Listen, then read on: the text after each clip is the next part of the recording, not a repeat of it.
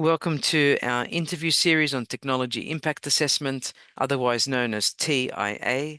My name is Katina Michael. I'm a visiting scientist at Arizona State University.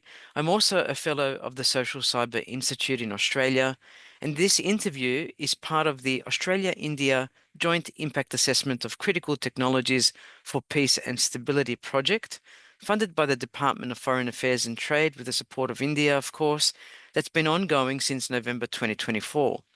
In this series, we're focusing on technology impact assessment, particularly with respect to peace and stability. And today it gives me great pleasure to welcome Dr. Abubakar Mohammed Moki, who's a Ugandan economist and public policy analyst, and currently serving as the executive director of the Uganda Network of Businesses, UNB. He's a retired commissioner for policy development and capacity building in the Office of the President's Cabinet Secretariat. And we're so grateful that he's been part of our webinar series from the very beginning of this year. And welcome, Abu Bakar. Yeah, thank you. Thank you, Can you tell Katina. us more, Abu Bakar? I mean, I could not find that much, but from the wise things you've said in our webinars and our roundtables, we've been fortunate to have had you all the way from Uganda, even when it hasn't suited you in time. But tell us more about your disciplinary background. I find it fascinating. You were you were the commissioner. You were the retired commissioner for policy development and capacity building. Tell us what kind of disciplinary background gets you a job in that space. Yeah, thank you very much, Katrina. So I'm an economist by background. I hold a Bachelor of Science in Economics. Then I also hold a postgraduate diploma in education. Then have a Master of Arts in Economic Policy and Planning and a PhD with a research bias in public policy and strategic planning. So I did all this at Makerere University in Kampala. So basically, I'm an economist by background. Thank you. With a public policy focus, it seems, through all your studies, it's very, very impressive. Could you tell us more about what you're doing right now? Yeah, right now I'm the executive director of Uganda Network of Businesses. Now, Uganda Network of Businesses is a business membership organization that was founded in 2006. It is for empowering citizens to start, sustain, and grow safe, legal, and ethical businesses for inclusive, sustainable livelihood and development. So the organization was premised in a sense that every individual should be empowered to have a source of income for their livelihood. They should not live on handouts, but to have something that can do economically. So that's what we do to empower them. Thank you. And right now, I'm the executive director. I'm the chief bureaucrat, providing overall policy direction and guidance on the operation of the activities. So, thank you. So, would you describe your role as trying to bolster innovation within Uganda and trying to support businesses who are starting up or established businesses and being recognized both within the country and internationally? Tell us more about that role. Is it a support role? Is it a for-profit organization that you're part of? And what is its mission? So it is business members is a not-for-profit organization. It's an organization founded by people who are passionate about business. And the main theme of the organization is to encourage each individual. The unemployed people, we change their mindset to start a business. Because if they sit waiting for employment, they never get a job. Not everybody can get a job. We have very high rate of unemployment. So we encourage most of those who are unemployed to start. So we take them through processes. Then two, we also empower those who are already in employment. So those who are in employment, they earn salaries. We tell them your salary is little, it's not enough. It can make you have a better life of living. So we encourage them also to start a business to supplement on their salary incomes. And then also those who have started small businesses that keep collapsing, because we also have a very high rate of collapse of businesses in Uganda. 90% don't live their first anniversary.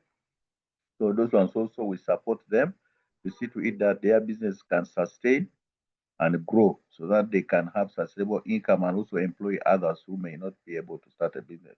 So basically, the vision is to have everybody economically empowered. And one of the ways is to have alternative sources of income. Whether you are unemployed, whether you're having a business, whether you have started something. So we support you to make through capacity building initiatives. Then we also engage government to put in place favorable policies.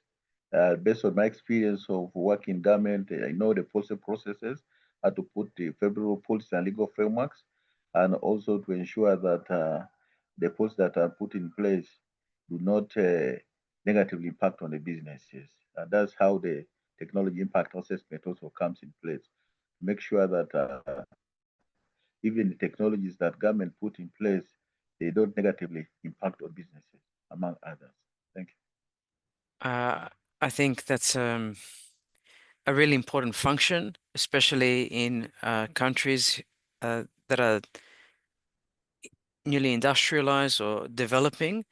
And I think it's paramount that there is enterprise very much synonymous with innovation.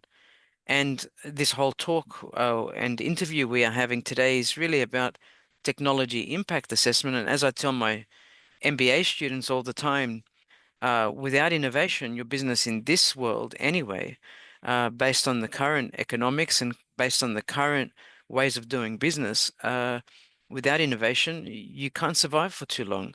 Tell us about the importance of your role, uh, and the emphasis perhaps on technology as related to innovation in the context of your work. Yeah, so I'm the chief executive of the organization. Like I mentioned, I provide the overall policy guidance and also overall technical guidance in organization. So in this area, we also promote, one of the activities is promoting research, innovation, and development. So we identify all the different technologies that people can use in business. Like now we are promoting digital marketing, digital markets, digital businesses, e-commerce, and so on. So it is one of the areas that we encourage people to use technologies. Then we also encourage them to establish the various businesses that can be operated even within the technologies, different types of processes.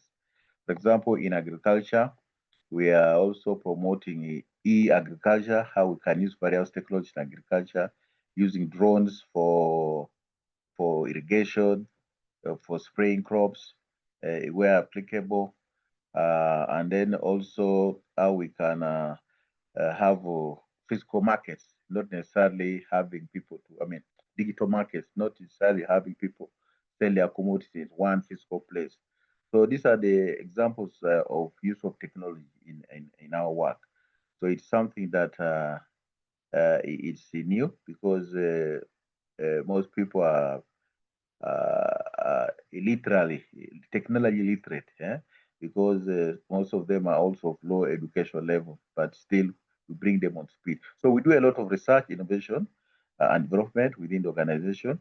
And then too, we also promote adoption of appropriate technologies in the use of business. People should not use a lot of mechanization. They should be able to use appropriate technology. Like those who are involved in agricultural business, we encourage them to use working tractors instead of having the big commercial tractors. So they use the simple one, the working tractors, they work with them. We also encourage them to use the technologies of agro processing, adding value, eh, which are small scale that can be handled within the households, not having big industrial areas. So that's how technology comes in the work. But of course, it also links into what we are promoting the business in the network. Because we say business should be safe, legal, and ethical. So even the technologies that are being used should be able to be safe. They should not be negatively affecting the health of the people, the environment, and also affect the security of the country. So that's how the issue of peace and security also comes in the work. Because we don't want people to do businesses that are illegal. Because they're illegal, they will also compromise the peace and security of the country. So all those are put in place.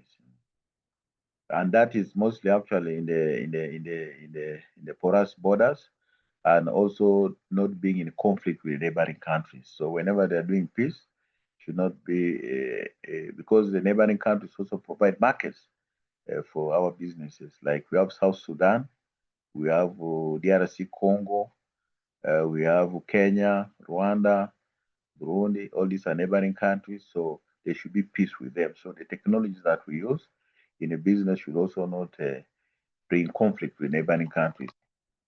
And also, far, because we're also doing a lot of business now with China, we're doing a lot of business with Europe, uh, Middle East. So all those the technology supply should not be in conflict, especially where they are delivering items. So that's how the organization is interested in the areas of technology impact assessment for peace and security, among other things. You mentioned so many important points about technology not being in conflict with our neighbors, and its adoption and use, and also you mentioned ethical, legal, and environmental impacts, and how technology adoption should be considered within the context of those who are adopting and their local context. The way we view perhaps large industrial endeavors versus those that are local and household level, and also how we learn. These are all very vital points. I was going to ask you, countries around the world are beginning to highlight critical emerging technologies on lists. Does Uganda have a list of critical emerging technology that it shares with its neighbors? Well, yeah, it may be there, but I'm not aware. Mm, It could be there, but I'm not aware because I'm not interest myself in identifying yes, such. Yes, yes. but what I know, Go ahead. is that there are things that we are not allowed to start a business in, like in Mm-hmm. Uganda, it's not legal. It's illegal to buy Yeah. and sell guns as a business. It is in Uganda. Yes. It's illegal. You cannot go in the market and you buy bullets, you buy a pistol. But it's a restricted thing. So those technologies are restricted for purpose of peace and security. But of course, when you go to some countries, you walk in, you buy a gun, you buy a pistol.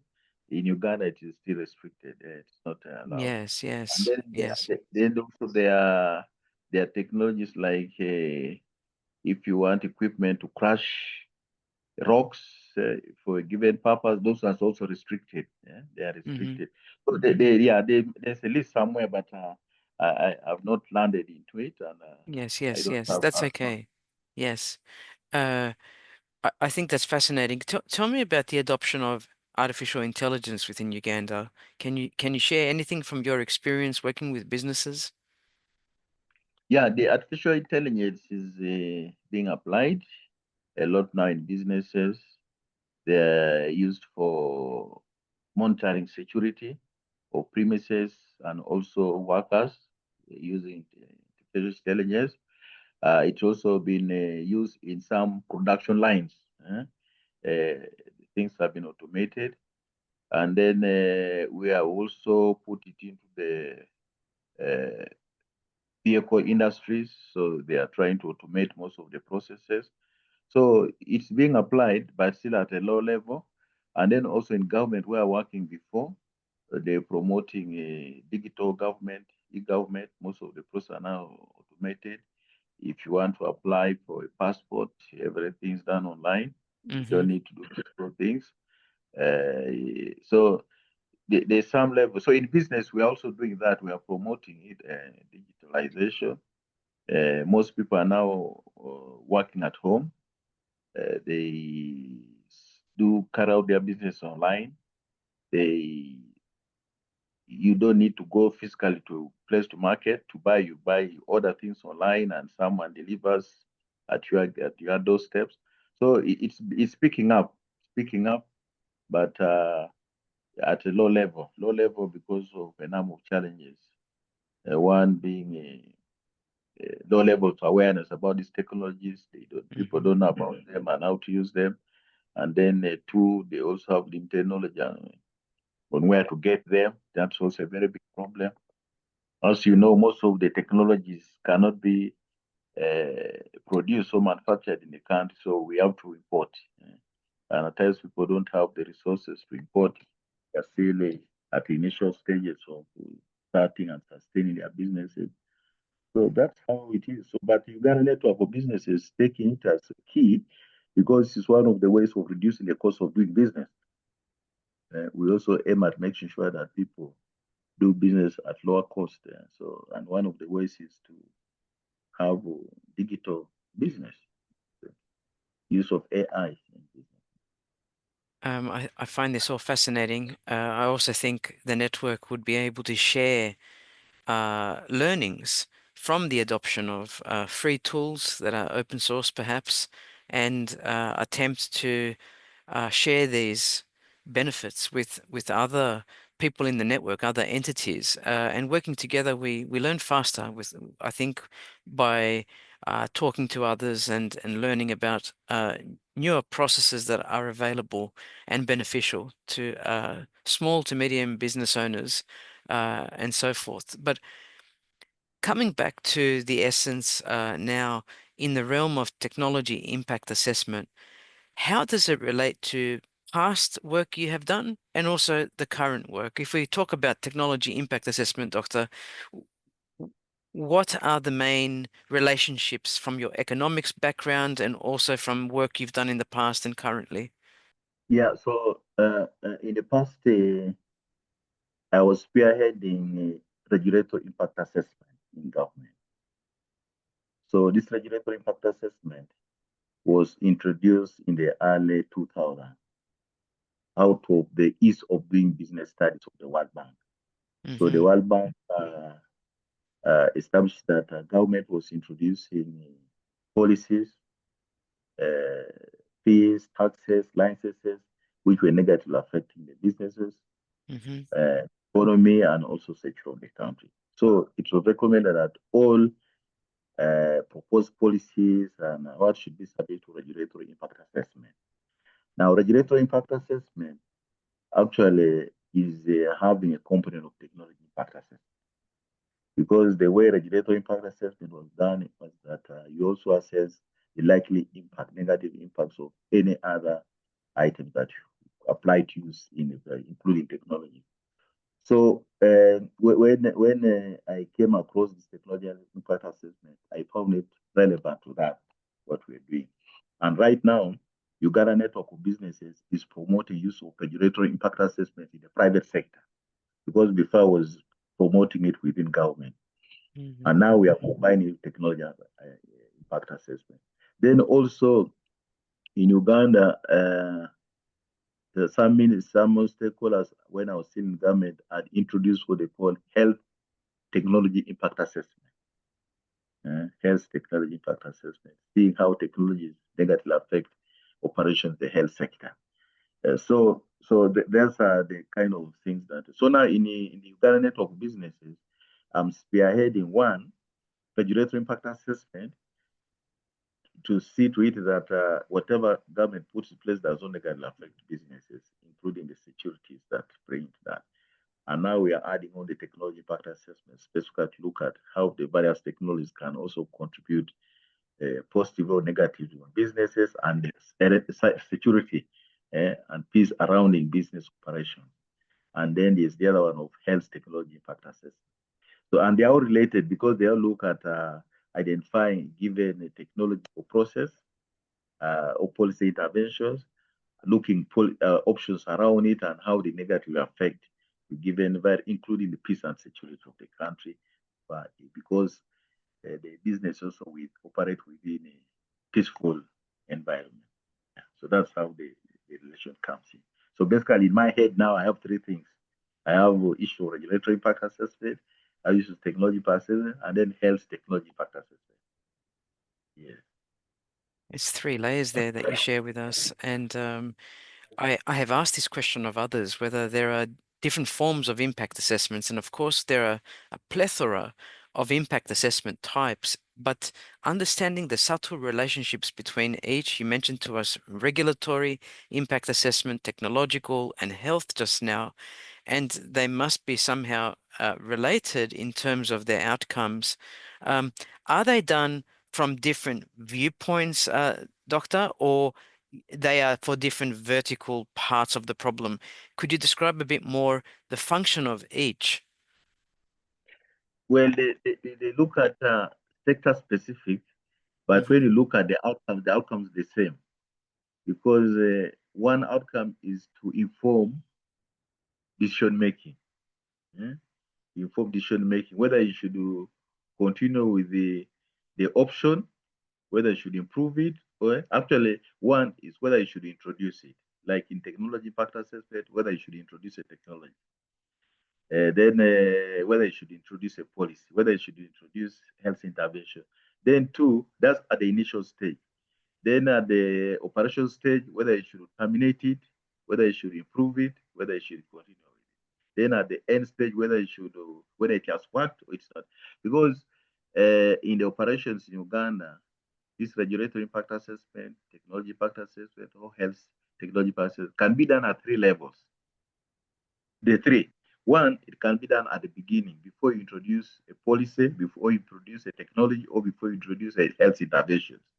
So you are carrying out to see whether what you want to propose will not have serious negative consequences on peace and environment, security, and the people. Uh-huh. Then, too, you can also do it when you have already passed the technology, policy, or health intervention. Mm? When it's already running to see whether it's working as you had planned, Hmm. whether there are any unintended negative consequences that have come up that you need to change or stop. So you done it in the middle. Then it can also be done at the end after you have introduced this and run the technology or the policy and so on. You say, has it worked as intended? Has it, especially where you have concluded, if there's any end period? You say, has it worked as intended? Did it generate the desired results?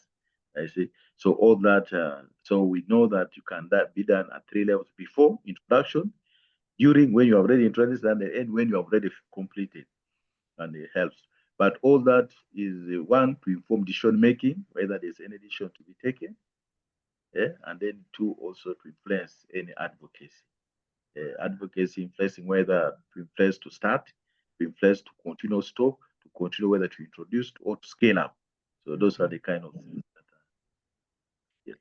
So you're sharing with us that there is a process here, that assessments are not fixed and they're not snapshots. They're actually continual through the life cycle of a process you're looking into. So rather than thinking about it, I just received a document that is the assessment, you're saying to us, no, this is a process. It's fluid and it's continual towards improvement. Would that be accurate? It's a continuous process, but you can phase it. It phased. Mm-hmm. You can say that it's phased. You can have phase one. Phase one, you do it before introducing something. You want to know whether you should introduce it. Yes. That phase. Now, if you do it at phase one to see whether you want to introduce something, and then your analysis says, yes, something wants to do it. Yes, to have that technology, it has no threats to security. So you make a decision at that level and introduce it. Now, after introducing it, when you are already using the technology, you do another assessment. As Mm-hmm. a now, are we running as per what we had seen at the beginning? Is Mm-hmm. it okay? Or there are some unintended effects that we did not process? So that's also during the operations. And you can also make a decision at that level. Then you continue operating. Then where if something had a project time, mm, at the end of it, you say again you evaluate. Say now we have used this technology for its purpose, but has it achieved the results for its purpose at the end? Did it leave more negative consequences than for that end? So basically, there are three phases. There's phase one, we inform introduction. There's phase two, when it's already been running to see whether it should continue of the required end period or terminated due to some negative consequences that have come up. And then three If you had a first period of operation, you now ask yourself, for example, some technology, they have lifespan. Technology, you should use it maybe after 5 years, 10 years, it becomes obsolete, you put it and get a new one. Now, then you say, aha, now it has lived its last one. Again, you carry out another assessment and say, aha, did it work the way we want? Do we need it to, can it be scale up? Can it be reintroduced? If we piloted it in a short period, can it now be extended to other areas, scale up in other areas? So those are the kind of things that one interrogates in the other phases. So it is not that you do it continuously, but you phase it. There's phase one, phase two, phase three, and each phase has key outcomes. The key decision is, should we introduce it? Phase one. Because you have not started, you are trying to assess, should we introduce it? Does it, will it work? Will it have serious consequences? So that's phase one. Then phase two, you're asking, is it working as intended?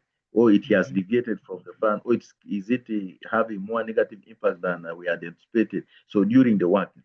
Then at the end, you ask, has it worked? Did it work as we had expected? Has it left more negative impacts or not? If it was a pilot, can it now be scaled up to other areas? Uh, can it be introduced without upgrading? Can it, or does it need upgrading? Such things. So there are many questions one can ask there. That's according to how we have understood and operationalizing it within our context. That's magnificent because most companies will probably look in the phase two and say, yeah, these are unintended consequences, but who cares? Let's keep going. And let's not look at those unintended consequences. We just continue to introduce new feature sets or functions. And it's fascinating to me in a country such as Uganda, where innovation is key. You have this awareness. Of course, I'm not saying it's blanket coverage awareness. Everyone would work differently, perhaps to you, but in your network, at least the understanding is that if something has gone off course or is not working, it needs to be either abandoned or needs to be brought back onto course. Otherwise, we are affecting things and perhaps potentially destabilizing them or making them unpeaceful. Um, this is fascinating as a process that you're following. I was going to ask you for a very basic definition of what you think technology impact assessment is or how you've applied it. Give us a definition, and I know I'm putting you on the spot, but something broad that's encompassing. How would you define TIA? Yeah, before I define TI, I want to clarify on something. At Yes. that middle stage, actually, the decision not that it should be terminated when it's moving is how can it be improved so that it achieve the desired result. So when in the middle phase, the second phase, when you are doing it, you actually say that is there any area that we need to improve so that we remain still on case other than it's like now monitoring, where you say you keep monitoring in Mm, order to inform improvements, to inform improvement. So the decision is not to terminate. Termination is at extreme. Most often is just to identify areas of changes. Uh, Maybe there are certain things that people need the more knowledge that they just yes. have. So you build your capacity very fast so that things remain on track. So the second one, key one, is actually which area do we improve so that we remain on course. Uh, Terminating is at extreme, which is rarely happening, but it can And happen. Which was, that's a sober yeah, response for sure. yes, And exactly, thank you for the clarification. yeah. Definitely, So now, because yes, you want your companies so to now, thrive. Yes. yes, exactly, yeah. So now, the technology impact assessment is basically, from our understanding, is how to analyze the likely negative or positive consequences of given technology. How does it negatively affect or positively or negatively affect?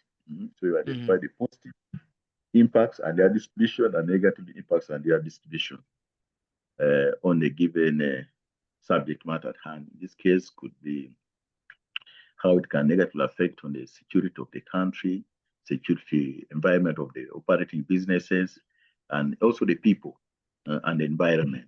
So we actually look at the people, the environment, and the businesses. Three things.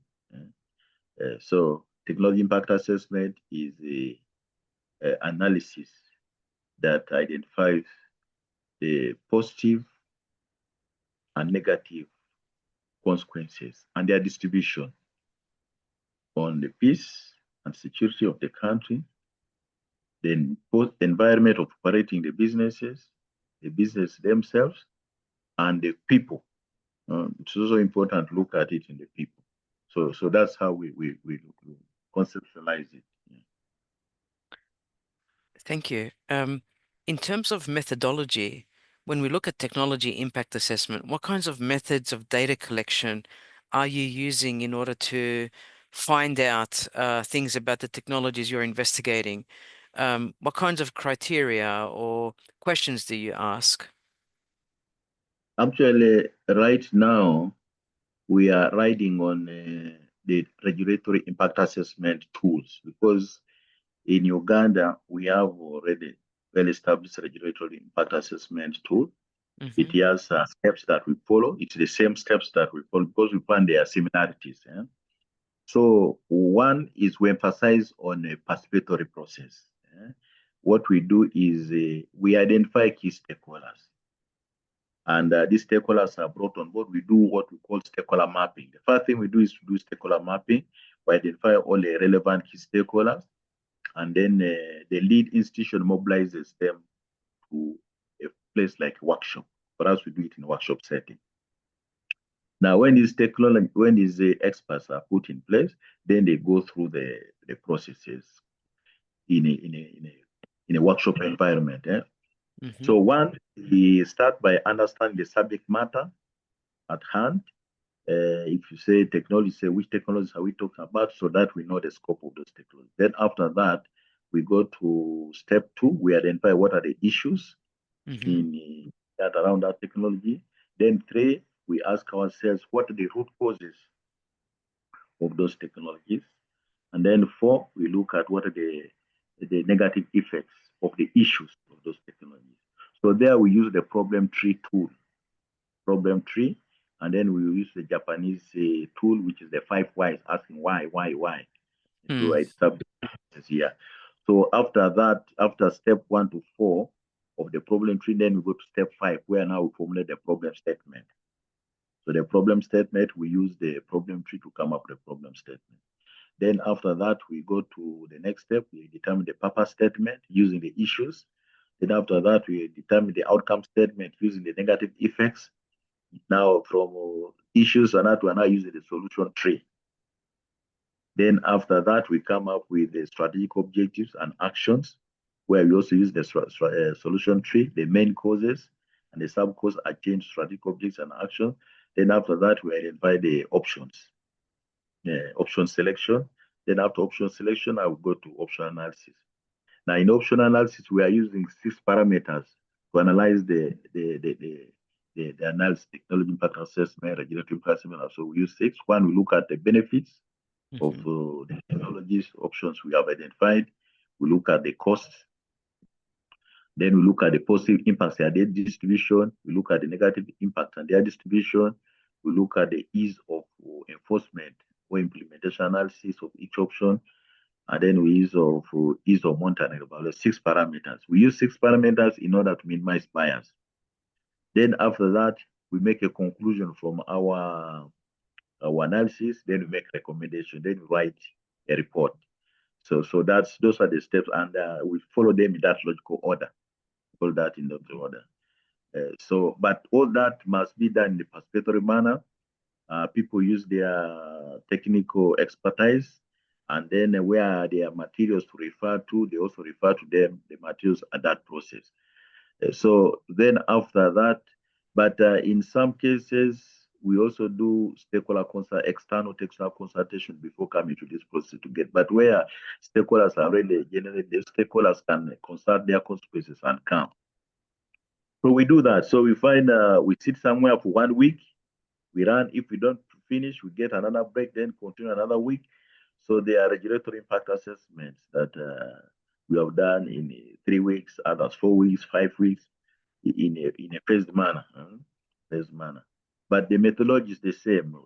But some we are not looking at technology per se, we are looking at policy, we're looking different angles, different angles. Mhm. But the idea is the same. The idea is the same. Mhm. Yes.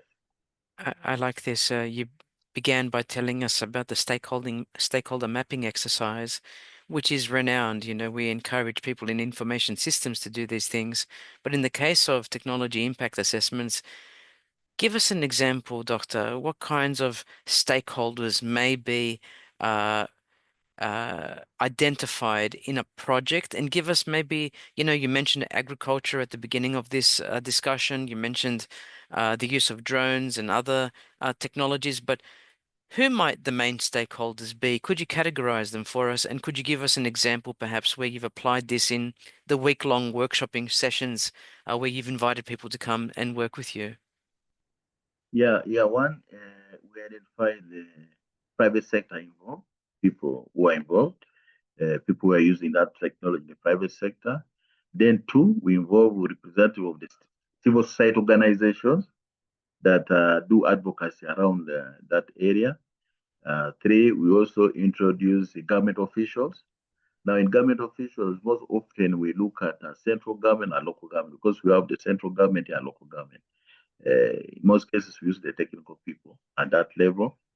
And then we also get people from the line government ministries, departments, and agencies. So they are line something related to health. Someone comes from health.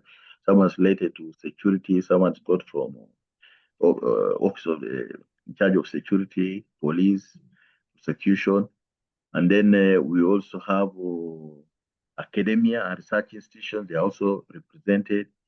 So basically, you find that one, we have a representative of the private sector, we have representative of civil society organization, government officials, uh, then government officials, that's that means department agencies, and then for central government. Then for local government, we also get a representative, and then academia research institutions.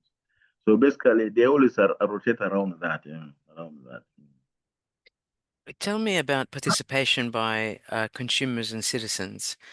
Is this something you consider to be vital?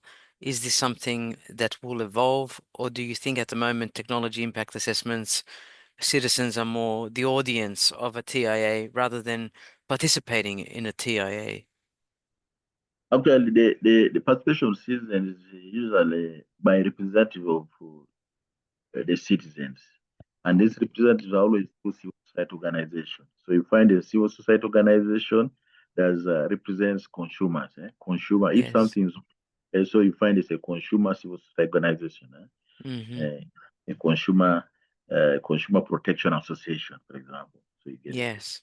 if something is representing farmers, then you know farmers are represented by farmers association. Then you get someone like Yes. if someone is representing micro and small businesses, and then Uganda Network comes on board because for us we are representing also micro, small, and medium enterprises. So we come in as their voice. So that's how it comes in. So the citizens mostly uh, got their views are go through their association that represents them. We don't pick people in the randomly from the public, but through the organized association. Like now, Uganda Network of Business is very key for representing private sector, micro, small, and medium enterprises. We are key in Mm-hmm. that.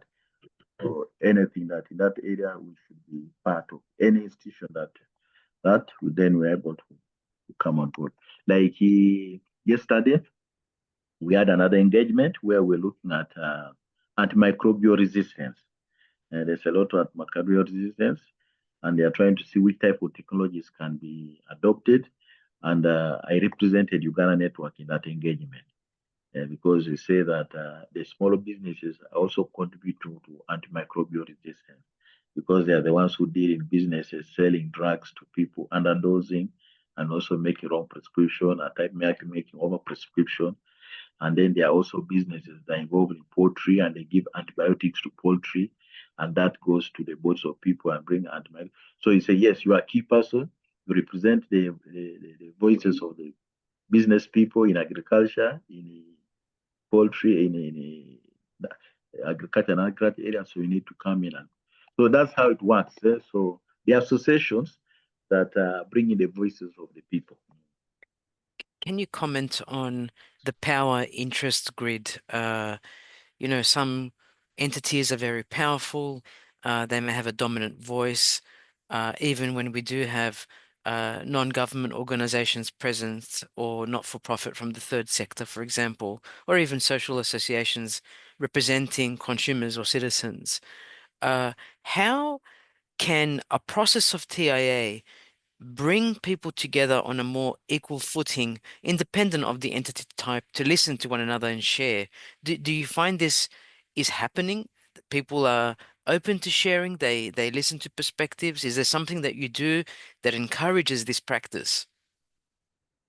Yes, that one is there. Yeah, at first people used to have, especially when government they talk about mandate, they fight over mandates, others fight in the interest, but there are best practices that guide the process. eh. Mm-hmm. We have best practices that guide the process, and when they follow those practices, we find that there's little conflict. So the best practice we find, one, we say that we focus on the citizens. So we do things in the interest of the citizens. Yes. eh, the interest of the public. So whether it's a business, it should be in the interest of the public, because the public that will buy your items, if your things are not good for the public, you will not have any business. So Mm. everybody will say, let's look at the public. Then number two, we also say we look at facts. We have to be factual. If something is bad, you don't protect it when it's bad. If it's bad, it's bad. So we use facts, evidence-based analysis. So we use facts. I mean, I say that when we are using facts, it should be a proof, because the way we define evidence, that evidence should be a fact and it should be proof. So number one, we focus on the citizen. Number two, we focus on evidence. And evidence, focus on proof and facts. Then the three, we focus on logic. Whenever they say thing, there should be logical flow. We don't insist for the sake of it to say, but is it logical? Is it logical? Then four, we also emphasize on holistic manner. Holistic. We are promoting system theory.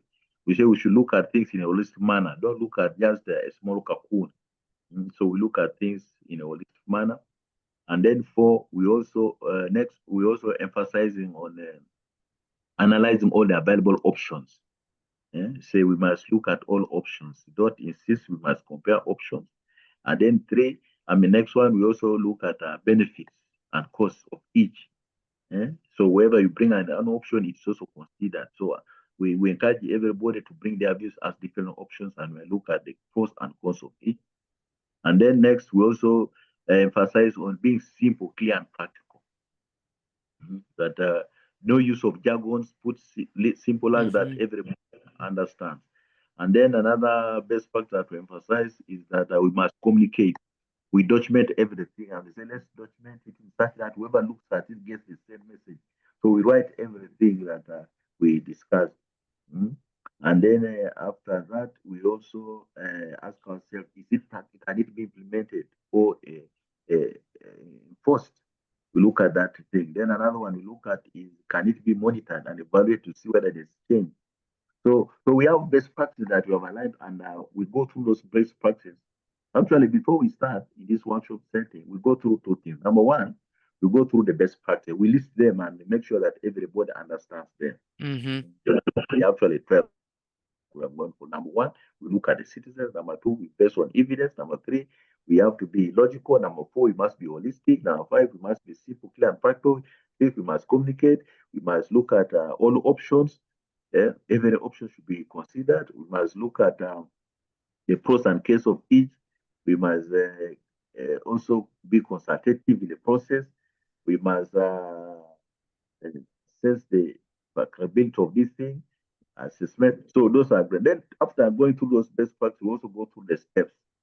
That these are the steps we are going to go to. Number one, we must understand the subject matter. Number two, we must identify the issues. Number three, we must identify the root causes. Number four, and the root causes should be grouped now into main and sub. We must identify the effect. So up the end, so now, so the best practices are known, then the steps are known. So once we have agreed on that, then we now move step by step. And find is always the harmony. There is, because things are logically done. eh, Yes. the logic is done, and in most cases, the product that comes out is owned. its own. And it's actually one of the key things that I was promoting in government. I would be the main facilitator of these processes, being the chief policy person.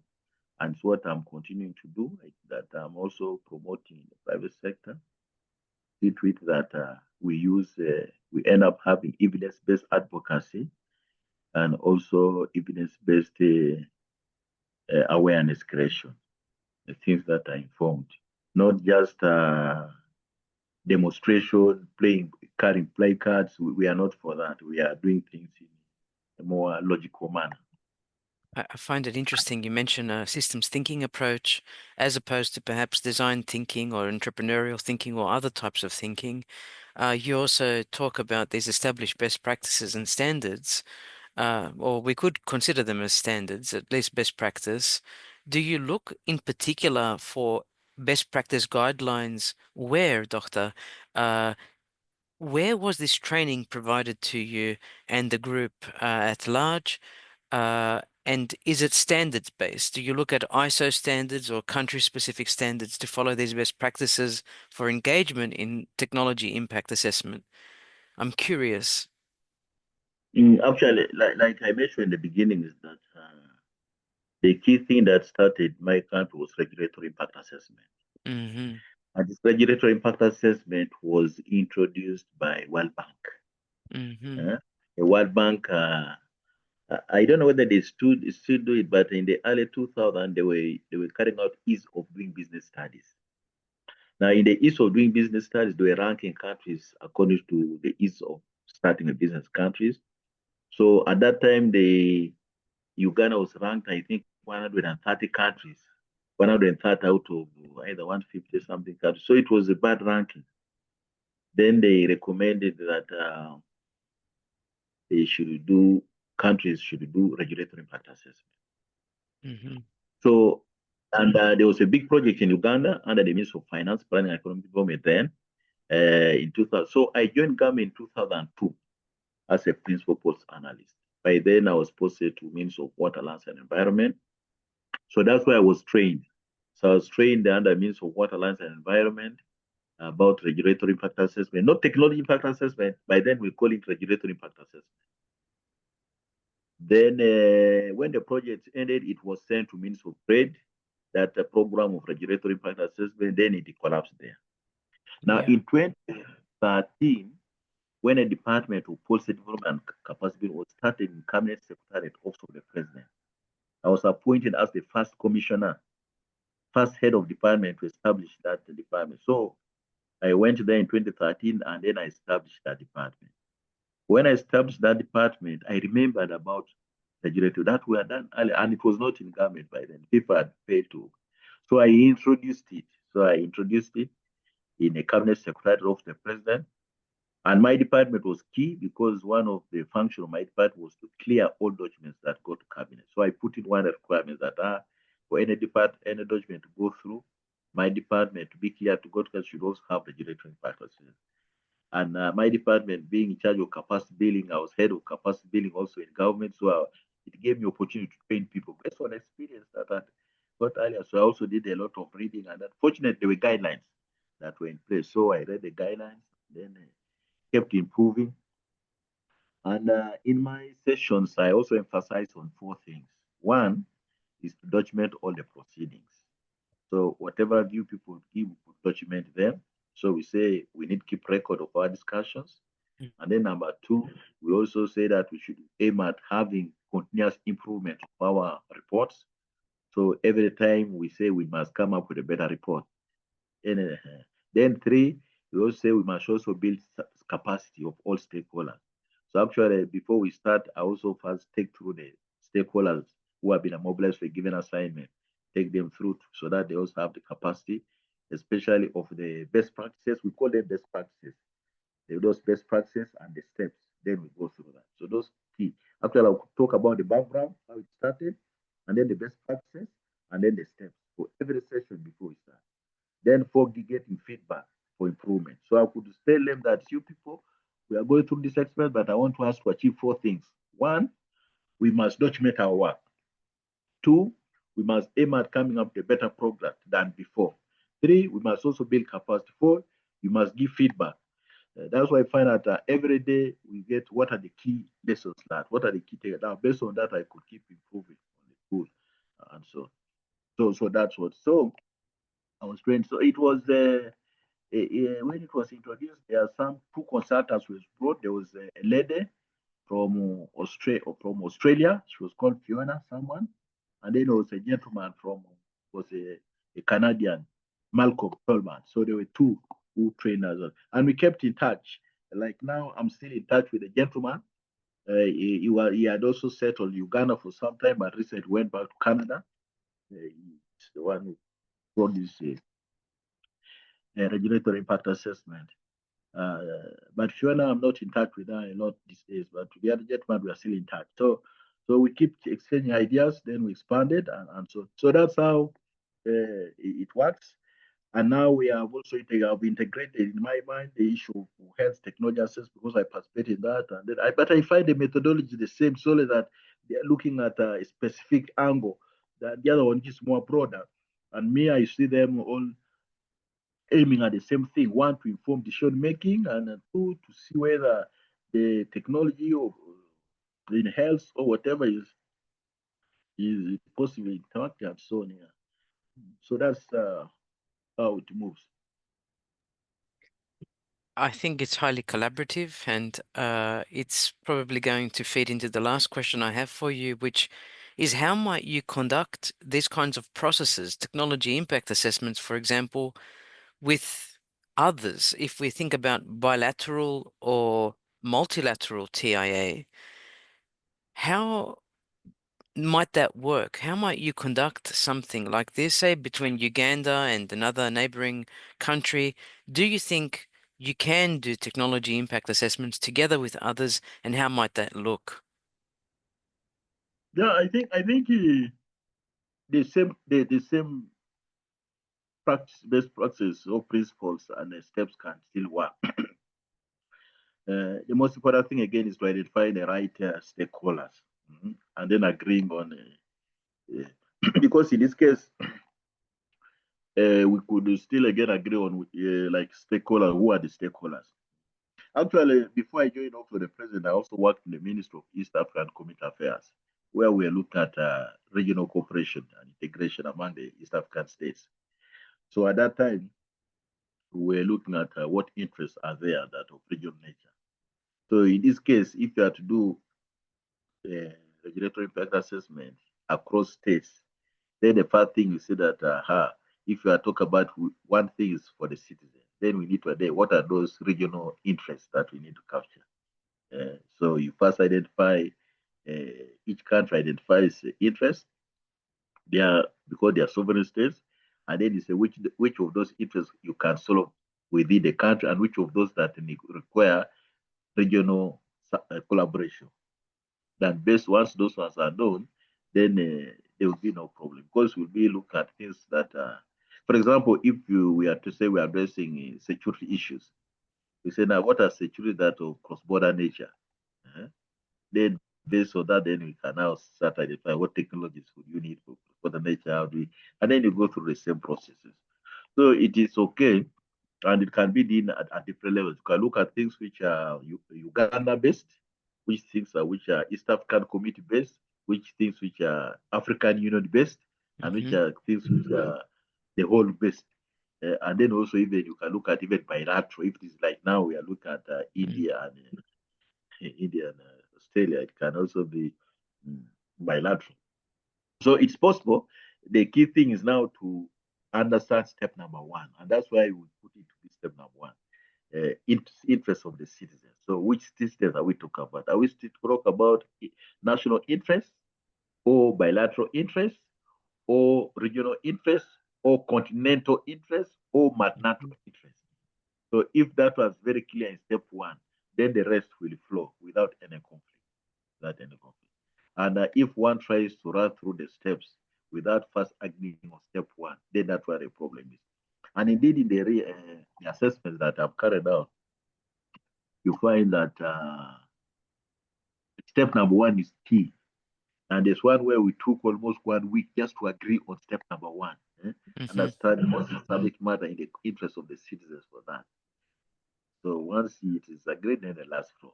Because people always want to look at their individual interests. So you don't look at individual interests. We are not coming up with a policy for an institution. We are coming in for a country for the benefit of the citizens. So you put your egos and what. So it takes time for people to get out of uh, that cocoon, that silos, that protectionism. But with the time, when you keep repeating, then they open up and they move away from their comfort zones and things move through. Mm, move through. And then because of the idea of documenting, when you move somewhere, they go back to the ideas. Then you get show them where you started from. That see this one agreed on. So that's a good thing also with the document. So we keep document day one, we document our things. And the way we do, like if we are identifying when we are defining a subject matter, we say first draft, people brainstorm second, then you clean up second draft, third draft. Now you don't erase, so that at the end you get the draft, final thing. So at times you can even go through four drafts, five drafts, and all those are there. So if there's any process, say, okay, let's review what did we have in first draft, what did we. So it's not that you write in after that you delete what you have not. No, we don't delete. Yeah? You keep all Yeah. those and then move here. So that so at the end of the day, what we find you have 500 documents because of many drafts. But then again, you have a cleanup one where you have the final documents of 20 pages or 50 pages. So you have one of 500, and then they've cleaned one where you have now pulled out only the agreed portion, which is smaller. Then you continue with that. But the other one is also important in case you want to refer to. But we cancelled that. We talked about it first draft, then we moved second draft, we dropped it, and so on. And then things move. Yes. Doctor, it's been an inspiring hour spent with you learning about the way you do technology impact assessment in Uganda, and of course, all the other impact assessments you spoke to us about. I find the economic training of interest. Professor Glenn Withers, who's also on our grant, uh, is also an economist in the public sphere, and he has echoed many of your sentiments, but your experience shines through. And I know that anyone listening to this interview will gain a lot. It's a very sober approach you've taken, very much evidence-based, as you've said, towards the operationalization of these processes using a systems approach. And for that, and all your experience and your sharing and your uplifting, people like yourself uh, encourage so many others around them internationally, not just within Uganda, not just within your Ugandan network of businesses. But I just wanted to thank you for your time, your intellect, your giving to others, because it helps us as we go towards uh, sharing this notion that yes, actually, bilateral and multilateral technology impact assessments can enhance processes, but also can help us to work towards peace and stability, not just within our own countries, but globally. So thank you so much for your time, and I look forward to following up in the future. You're welcome. Thank you, Doctor. Bye bye now. Okay, bye bye. Thank Bye you. bye.